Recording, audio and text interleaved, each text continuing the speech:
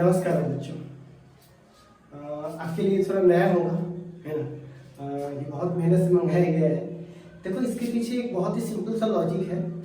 क्या है कि इस लॉकडाउन में वॉइस को सही करने के लिए बहुत कम रिसोर्सेज है हमारे पास। ऑनलाइन भी बंद हो गया है और हमारे साथ समस्या ये है कि हमारा मोबाइल थोड़ा एप्पल वाला है, तो इसके लिए जैक अलग होता है। तो उस सारे समस्या से हेडफोन वाला समस्या सुलझ नहीं रहा था।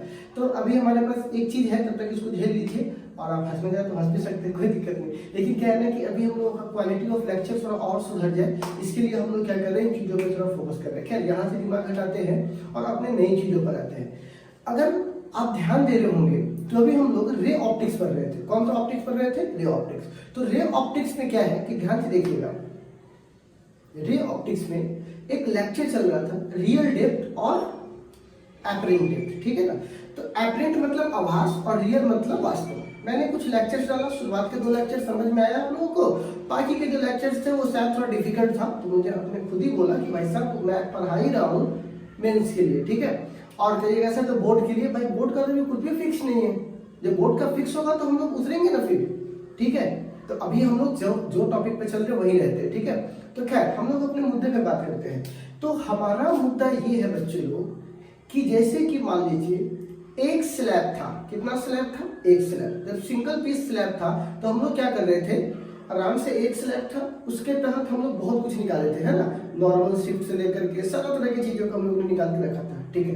लेकिन अगर मान लो एक स्लैब ना हो, वैसे वैसे बहुत से स्लैब हो जाए, ठीक है ना। एक स्लैब के दौरान तो हम लोग एपरेंट डेप्थ और रियल डेप्थ ऑलरेडी सब निकाल के रख चुके हैं, ठीक है। लेकिन अभी हम लोग कंडीशन 3 जोड़ रहे हैं। अगर एक के ज्यादा बहुत सारे स्लैब्स हो जाए या बहुत सारे ऐसे लिक्विड हो जाए जो एक दूसरे से क्या हो, एक दूसरे के लेयर के ऊपर दूसरा लेयर, दूसरा लेयर के ऊपर तीसरा लेयर, इस तरह से एक लेयर बनता हो, ठीक है। उस केस में रियल डेप्थ और एपरेंट डेप्थ, मतलब कि हमको एपरेंट डेप्थ का मान कितना होगा, ठीक है ना। अगर मैं आपसे यही सिंगल के लिए पूछता तो आपको तो आता है, लेकिन अगर मैं ये किसके लिए पूछ रहा हूँ, बहुत सारे के लिए पूछ रहा हूँ, तो जरा देखिएगा, ठीक है। तो आज का जो हमारा लेक्चर है, उस लेक्चर में हम लोग बात करने वाले हैं, ठीक है ना। एपरेंट डेप्थ का देखिएगा, बहुत ही अच्छा है। एपरेंट डेप्थ क्या बोलेंगे बोला? एपरेंट डेप्थ फॉर, या ऐसे लिखेंगे apparent depth if object place, if object place, if object place two or more than 2 slabs, ठीक है ना। ऑब्जेक्ट कहाँ रखा हुआ? 2 और मोर देन 2 स्लैब्स में, ठीक है ना। तो चलिए जरा सा इस कंडीशन को हम थोड़ा अच्छे से देखते हैं, ठीक है। तो मैं इसका लेट रिकंसीडर लिखवा दूंगा, पहले हम 2 मिनट जरा सा समझ लेते हैं, क्योंकि सारा कुछ इसके पिक्चर पे डिपेंड है। तो मान लीजिए बच्चों कि हमारे पास 2 स्लैब है, ठीक है। एक स्लैब ये है, ठीक है, और एक स्लैब ये है हमारे पास, ठीक है। थोड़ा ध्यान से सुनिएगा बच्चा, ठीक है। स्लैब है, ठीक है। इस स्लैब की जो मोटाई है वो T1 है, मतलब इसकी थिकनेस है वो कितनी है? T1। तो इस स्लैब को क्या मान लेते हैं? T2, है ना। इस स्लैब की जो मोटाई है वो कितनी है? T2। कोई दिक्कत है आपको? नहीं है। अच्छा, ये स्लैब जो है, ग्लास का जो स्लैब है, इसकी रिफ्रैक्टिव इंडेक्स कितनी है? μ1। और इसकी रिफ्रैक्टिव इंडेक्स कितनी है? μ2, ठीक है। इसका रिफ्रैक्टिव इंडेक्स μ1 है, इसका रिफ्रैक्टिव इंडेक्स μ2 है। ध्यान से देखिएगा, ये दोनों स्लैब है, लेकिन ये अलग स्लैब है और ये अलग स्लैब है। इस बात को कौन बताया है आपको? μ1 और μ2। जिसका भी μ1 और μ2 अलग हो जाता है वो 2 हो जाता है, एक नहीं रहता है, ठीक है। खैर, इसके बाहर एयर है और ऑब्जेक्ट जो रखा हुआ है वो इस पॉइंट पर, ठीक है। ऑब्जेक्ट कहाँ रखा हुआ है? इस पॉइंट पर। अब मेरी बात तो सुनिएगा, हमने ग्लास स्लैब बोला है, हो सकता है कोई ऐसा बोल दे कि इसमें पानी हो, ठीक है। अब देखो, तो स्लैब हो चाहे पानी हो, स्लैब होगा तो रिफ्रैक्टिव इंडेक्स 1.5 होगा, पानी होगा तो 1.33 होगा। खैर, कहिएगा सर 2 पानी कैसे हो सकता है?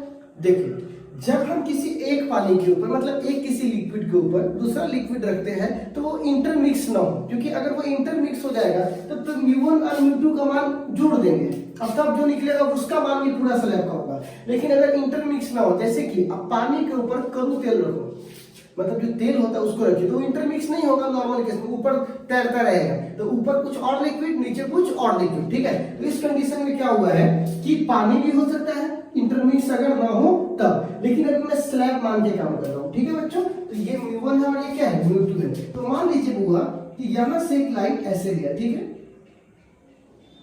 थोड़ा सा इसको ऐसे कर देता हूं, बिल्कुल यहां से एक लाइट ऐसे गया, ठीक है, ठीक है। तो एक बात बताइए, ठीक, इसको हम लोग क्या बोलेंगे I1, ठीक है। अच्छा, अब यहां से मुड़ जाएगा, क्या हो जाएगा, मुड़ जाएगा, सिंपल सी बात है। तो जाना चाहिए था सीधा, लेकिन मुड़ करके क्या हो गया, ऐसे थोड़ा चला गया, इसको थोड़ा और बड़ा करना पड़ेगा। पिक्चर है ना, लाइट का पिक्चर थोड़ा सा होता है डिफिकल्ट क्या होगा, थोड़ा सा कॉम्प्लिकेटेड हो करके आपको समझाना होता है। तो यहाँ से लाइट चला गया, ठीक है, इसको क्या बोलेंगे R1।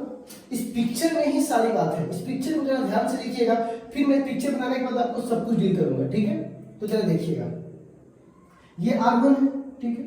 अब एक बात बताइए, ये वाला जो ऑब्जेक्ट है, तो इसको देखिएगा ध्यान से, मैं इस वाले को A बोल दूं, ठीक है, और इस वाले को क्या बोल दूंगा B, लेकिन इसको A1 इसको B1, ठीक है, इसको A1 इसको B1। अब एक बात बताइए, चूंकि ये अपने रास्ते से मुड़ गया है, ठीक है, तो अगर कोई भी आदमी पहला स्लैब में मतलब इस स्लैब में अपना आंख डाल के देखे तो उसको ये लाइट कहाँ नजर आएगा, यहाँ पे। अगर ये स्लैब में किसी बंदे का आंख हो, ठीक है, तो ये इसको कहाँ देखेगा, सीधा करके, तो सीधा करेगा तो इसको कहाँ नजर आएगा, इमेज यहाँ नजर आएगा, क्योंकि पहले स्लैब का तरह बना है तो I1 लिख देते, एकदम सिंपल सा बात है। बच्चा लोग ध्यान से समझिए, एक स्लैब है, लाइट गया मुड़ गया, अगर किसी का आंख इस स्लैब में हो तो इस लाइट को सीधा करेगा तो इस ऑब्जेक्ट को यहाँ पे देखेगा, ठीक है। तो ये हो जाएगा रियल और ये हो जाएगा एपरेंट। अगर ये I1 है, ध्यान से देखिए, अगर ये I1 है, ठीक है, हाँ, अगर ये R1 है तो क्या ये R1 नहीं हो सकता है, ठीक है। अच्छा, और अगर ये I1 है तो ये भी I1 हो सकता है, ठीक है।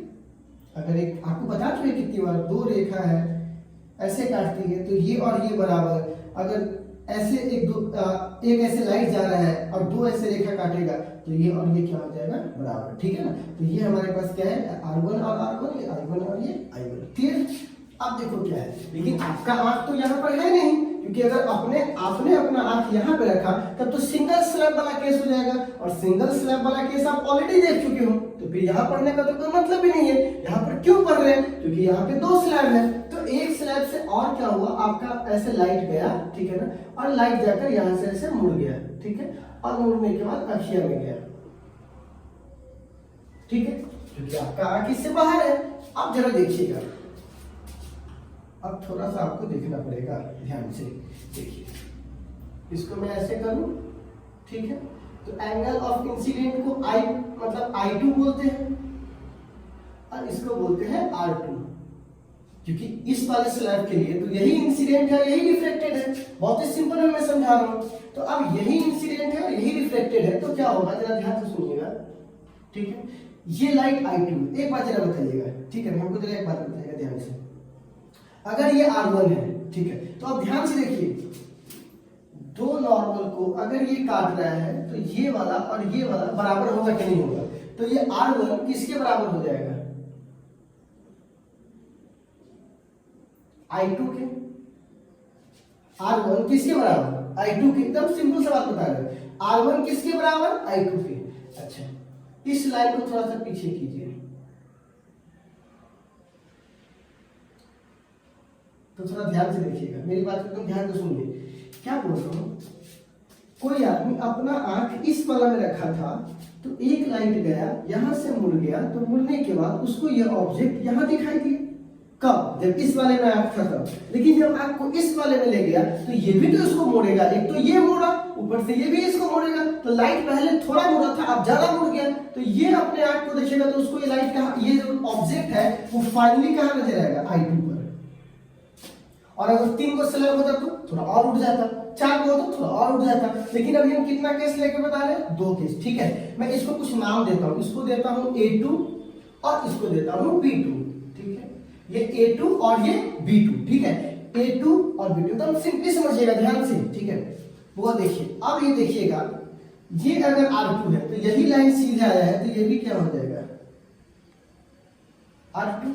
अगर ये R2 है तो ये लाइन सीधे आएगा तो ये भी क्या होगा, R2। एकदम सिंपल सा बात है। फॉर्मेट समझिए, एकदम बच्चा वाला फॉर्मेट है। एक ऑब्जेक्ट यहाँ पर है, लाइट गया, चूंकि ये मीडियम चेंज कर रहा है इसलिए मुड़ जाएगा। ठीक है, मीडियम चेंज कर रहा है इसलिए क्या हो जाएगा, मुड़ जाएगा। अब मुड़ने के बाद क्या हुआ, ये यहाँ आया। ठीक, जैसे ही यहाँ से आ गया फिर ये मुड़ गया। ठीक है, मुड़ने के बाद फिर क्या हुआ, यहाँ पे बनाया। अगर 2 ही खत्म हो गया तो इस ये वाला आर्क इस वाले ऑब्जेक्ट का फाइनल इमेज कहाँ दिखेगा, यहाँ पे। तो एक बात बताइए, ऊपर वाले सरफेस से यहां तक की दूरी को हम लोग क्या बोलेंगे, एपरेंट डेप्थ। कौन सा डेप्थ, एपरेंट डेप्थ। तो हमको मान किसका निकालना है, इसी एपरेंट डेप्थ का मान निकालना है। ठीक है, कि एपरेंट डेप्थ की वैल्यू क्या है, किसकी वैल्यू क्या है बुआ, एपरेंट डेप्थ की वैल्यू क्या है। ठीक है ना, तो हमको किसका मान निकाल के देना है, एपरेंट डेप्थ का। फिर से पूरी कहानी को वापस देख लीजिए, मैंने आपको बता दिया एक बार।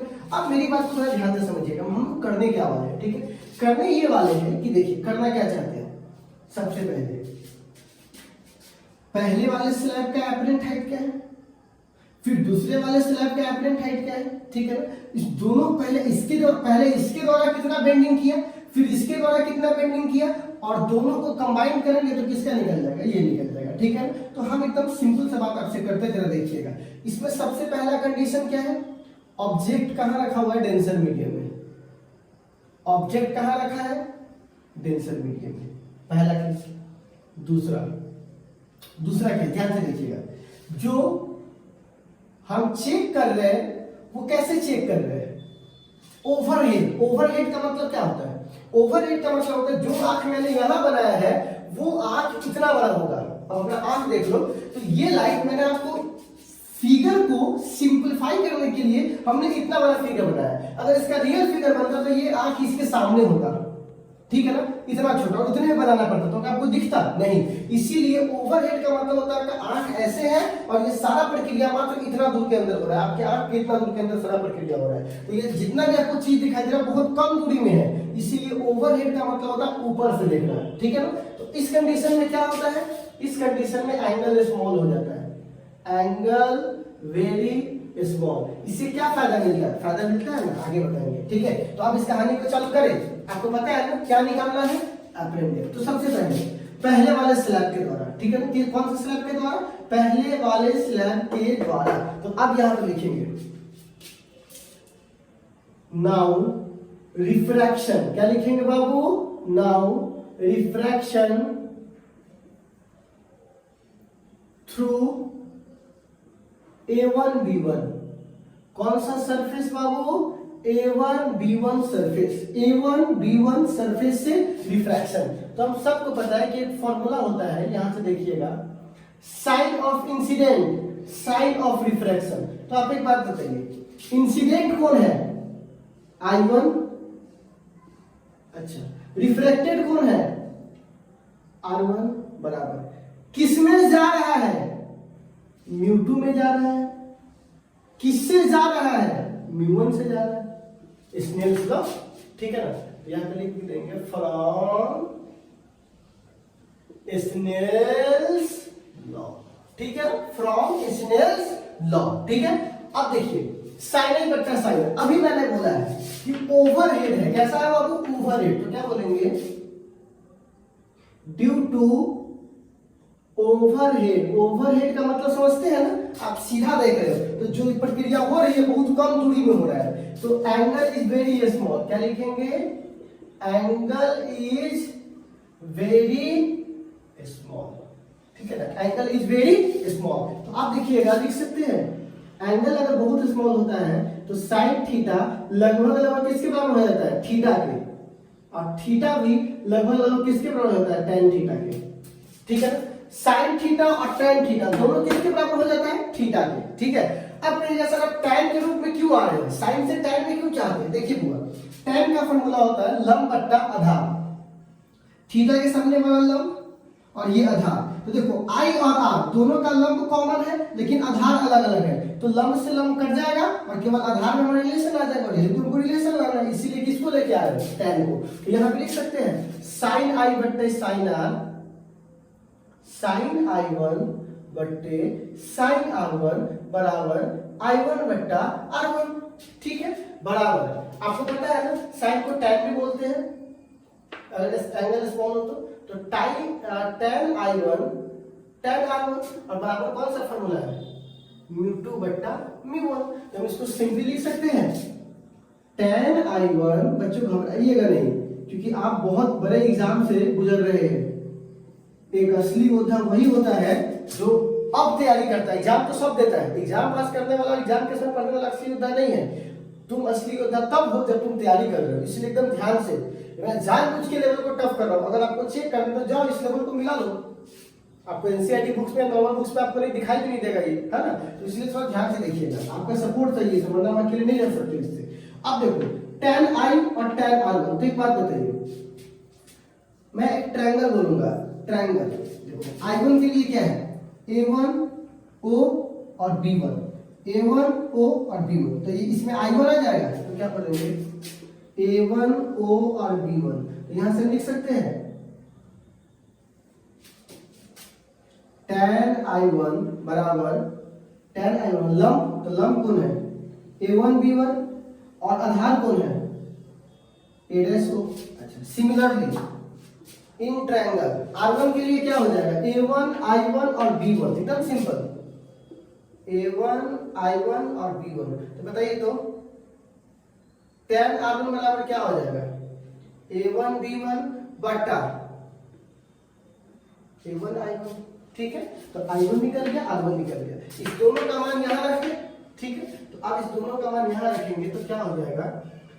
tan I1 की जगह ये रखिए तो क्या लिखेंगे? A1 B1 बट्टा A1 O बट्टा, अब I1 की जगह ये वाला A1 B1 बट्टा A1 I1 बराबर क्या है? μ2 बट्टा μ1। घबराइएगा नहीं, एकदम सिंपली खाली देखते रहिएगा, ये कट जाएगा। ठीक है, तो ये क्या आ जाएगा? क्योंकि डिवाइड के डिवाइड में तो मल्टीप्लाई में चला जाएगा, A1 I1 बराबर A1 O बराबर μ2 बट्टा μ1। ठीक है, अब थोड़ा सा ध्यान से देखिए तो A1 I1 बराबर, इसको इधर भेज देंगे तो A1 इंटू A ऐसा हो जाएगा बिल्कुल। और आप थोड़ा ध्यान दीजिएगा, A1 से लेकर के O तक की दूरी को हम लोग क्या बोलते हैं? T1। तो उसको थोड़ा लिख सकते हैं क्या? A1 I1 बराबर T इंटू μ2 बट्टा μ1।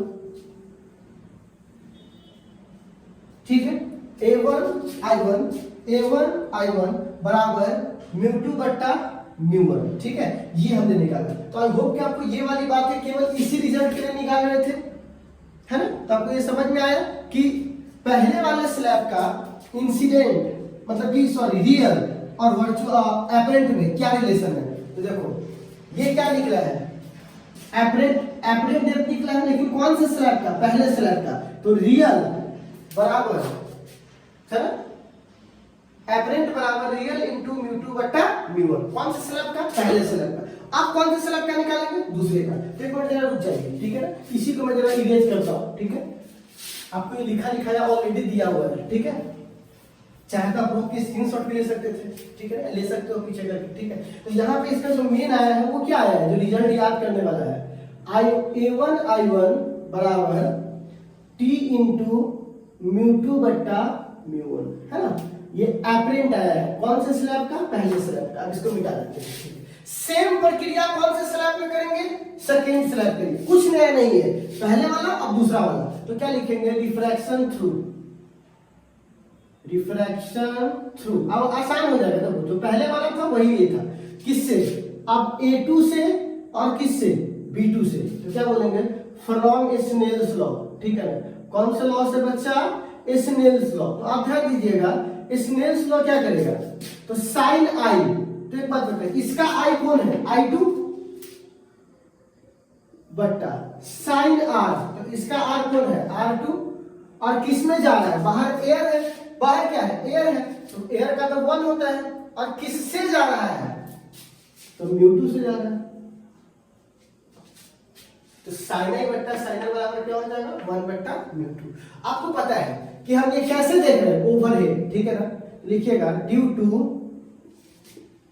पहले वाला बात, overhead angle is small, angle is small, तो यहां पे लिख सकते हैं sine theta approx equal to theta, और थीटा को हम लोग क्या लिख सकते हैं, tan थीटा, अभी समझाया है, ठीक है। तो यहां से देखिए तो क्या है, साइन, क्या मैं I2 को R1 लिख सकता हूं, अभी यहां पे बताया हूं, यहां से I2 को क्या लिखूंगा, R1 बराबर साइन R2 बराबर 1 बट्टा μ2, ठीक है। अब एक बात बताइए, इसको अभी मैं ऐसे लिख सकता हूं क्या, R1 बट्टा R2, और इसको लिख सकता हूं tan R1 बट्टा tan R2 बराबर 1 बट्टा μ2,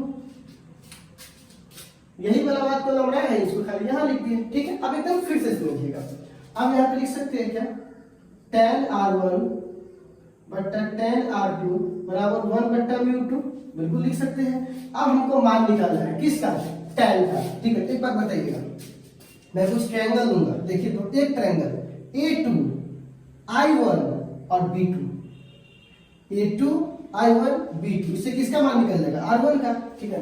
तो in triangle A2 I1 B2, तो बताइए तो tan R1 बराबर क्या हो जाएगा, tan R1 बराबर लंब बट्टा आधार, तो लंब कौन है, A2 B2, A2 B2, आधार कौन है, A2 I1, A2 I1, ठीक है।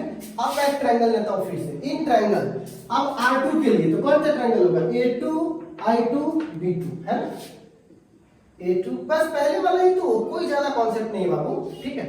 तो अब क्या हो जाएगा लल्ला, R2 बराबर लंब, तो लंब तो कॉमन के लिए तो हम लोग tan लिए, तो कॉमन हो गया, अच्छा, और ये कितना हो जाएगा बाबू, A2 I2, ठीक है।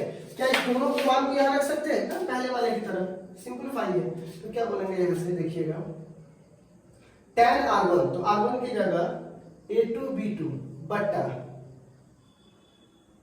A2 I1 बट्टा, इसका मान कितना होगा, A2 B2 बट्टा A2 I2 बराबर 1 बट्टा μ2, है ना, कट जाएगा, डिवाइड की डिवाइड तो मल्टीप्लाई में, तो A2 I2 बराबर A2 I1 बराबर 1 बट्टा μ2, है ना।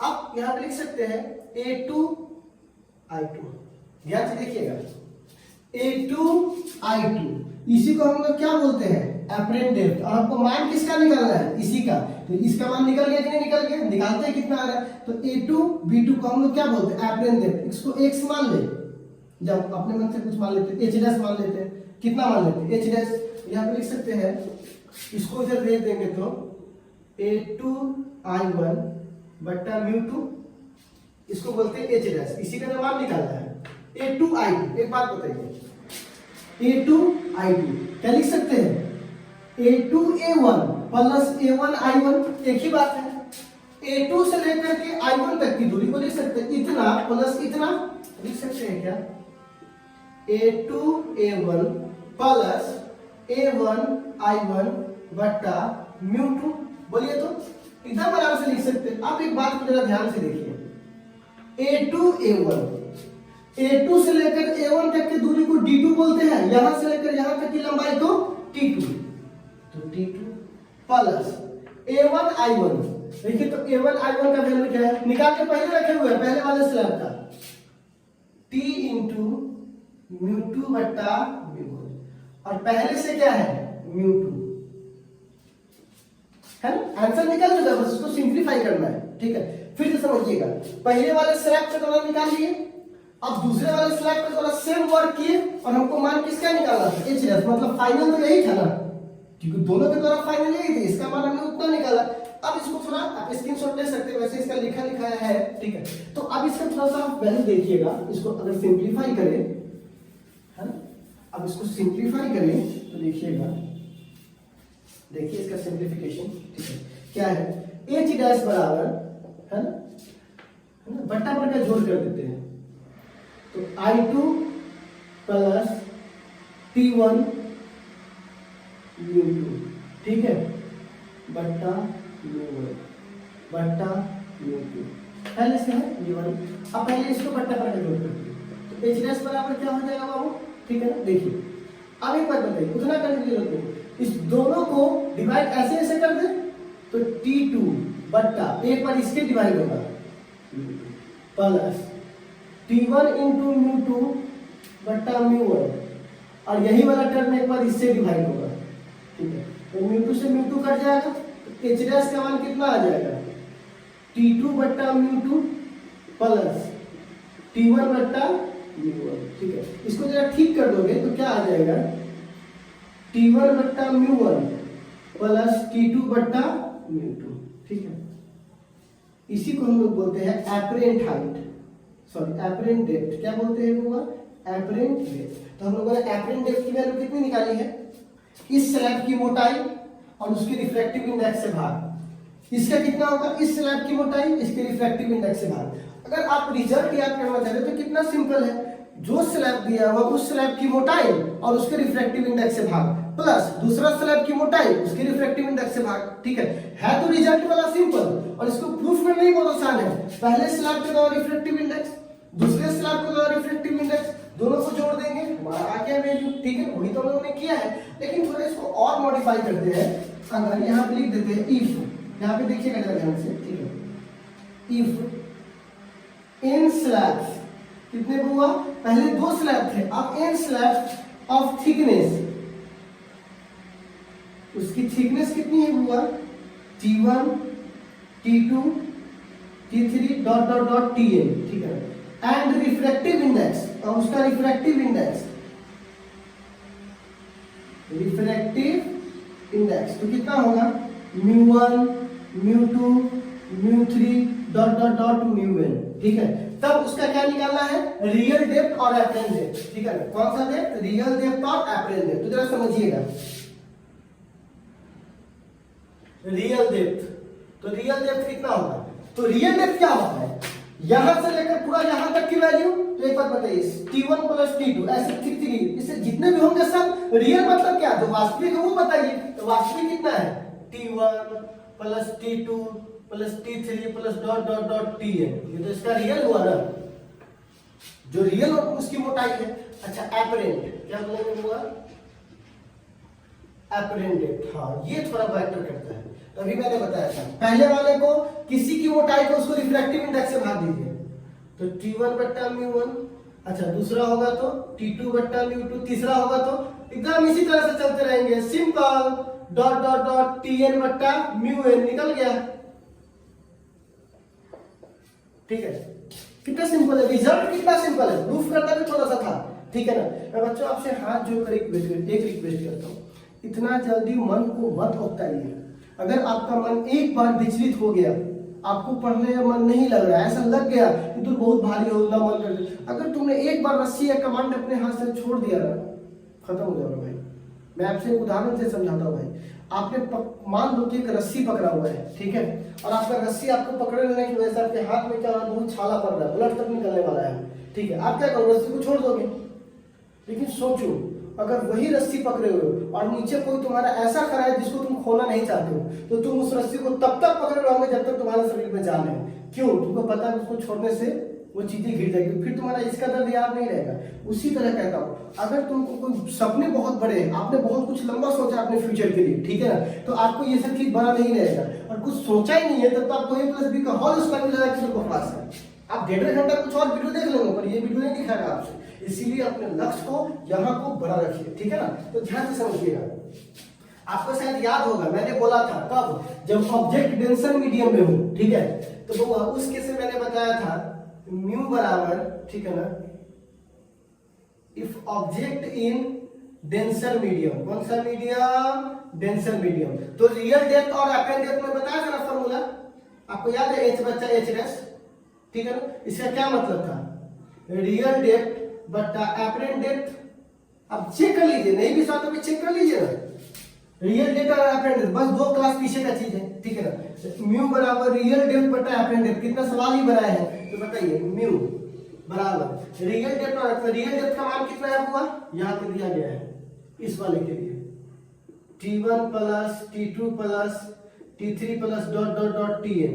अच्छा, और अपरेंट डेप्थ का यहाँ पर है Tn बट्टा म्यू1, T2 बट्टा म्यू2, T3 बट्टा म्यू3 plus dot dot dot Tn बट्टा म्यूn, ठीक है? तो ये आपका म्यू का मान आ गया, ठीक है? तो एक एज ए टीचर के नाते हम आपको ये सब बात बता सकते हैं। अब जो बच्चा इसको नोट करेगा, इस पूरी कहानी को वापस समझेगा, इसके सारे सिनेरियो को जोड़ेगा, वो ज्यादा बेटर से समझ सकता है कि सर ये कैसे हुआ, अच्छा ये इस तरह से हुआ, अच्छा ये पीछे वाले क्लास का है, इसको ये है। सारे रिलेशन को एक साथ जोड़ो, ठीक है? 3 स्लैब हो, 4 स्लैब हो, 5 स्लैब हो, उसकी वैल्यूज को निकालो, ठीक है? तो हमने आपको आज ये सारे कंडीशंस पढ़ा दी है। तो अब रियल डेप्थ और अपरेंट डेप्थ की सारी थ्योरीज खत्म हो चुकी है, ठीक है? अब इस पे सवाल है, ठीक है? तो आज तो मैं वीडियो यहाँ डाल देता हूँ। कल और परसों 2 दिन वीडियो आपको ऐप पर नहीं मिलेगा, 2 दिन आपको मिलेगा यूट्यूब पे। कहिएगा क्यों? क्योंकि इससे related IIT JEE mains level, advance level तक के कुछ सवाल हैं, ठीक है? उस सवाल को हम करना चाहते हैं। उस सवाल को यहाँ के बजाय हम वहां ही अपलोड कर देंगे, ठीक है ना? तो वहां से आप उसको देख करके और बनाइएगा। लेकिन आज के ये जो सवाल है उसका जो क्वेश्चन है, देखो डीएनए 104 में ऑलरेडी ये क्वेश्चन दिया हुआ है, लेकिन वो बहुत आसान फॉर्म था, ठीक है? लेकिन अब मैं जो क्वेश्चन देता हूँ आपको दिमाग करना सिखा देगा, ठीक है ना? वैसा क्वेश्चन देता हूँ। तो आपसे एक ही बने, नहीं बने, लेकिन आप आधा घंटा 1 घंटा उसमें झेलते रहो, क्योंकि वो नहीं बनेगा वो ज्यादा अच्छा है।